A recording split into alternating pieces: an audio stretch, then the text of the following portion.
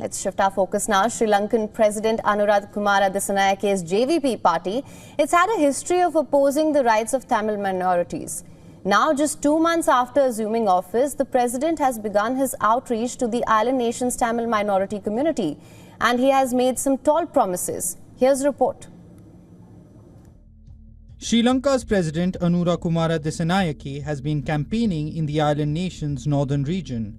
This is the final leg of campaigning, ahead of Sri Lanka's parliamentary polls that are scheduled for this week in Jaffna. The new president received an enthusiastic reception. This was his first public meeting in Jaffna, a region dominated by the Tamil minority community. Interestingly, Dissanayake's JVP party has not been one to support Tamil rights in the past. However, expectations are high from this young president. And the president too is playing to the gallery. The Tamil minority in the northern and eastern regions are the disadvantaged section of Sri Lanka's population.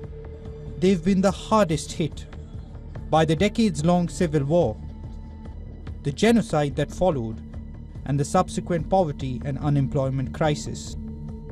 Dissanayake has been able to strike a chord with the Sri Lankan Tamils.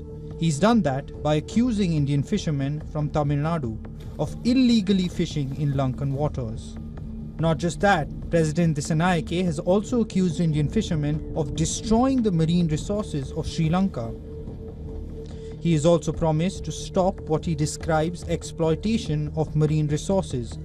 His other promises include protecting the rights of Lankan fishermen, more jobs for the people, support for agriculture and fisheries, and a crackdown on drug abuse. But perhaps the icing on the cake were the two big promises Dissanayake made to Tamils during his Jaffna rally. One, that he will take steps that would return land still occupied by the Lankan government, especially the military, to its rightful owners. He will release political prisoners still lodged in prisons. As expected, the president received a resounding applause from the crowd after he made the announcement. But not all share the same enthusiasm. In fact, the Tamil community has mixed views about Dissanayake. While a large number of people admire the new president for his anti-corruption stance, there are many who are apprehensive.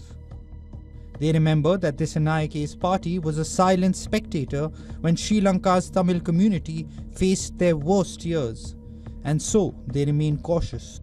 President Dissanayake's promise of handing over land to its rightful owners in the north is not a new promise to those living in the north, especially after this promise was made on numerous occasions under various sitting presidents in the past. It will also be interesting to see, especially after parliamentary polls, what President Dissanayaka's government will intend to do with regard to these land matters, especially in the north. Reporting for WION World, it's one from Colombo, I'm Dissanayake.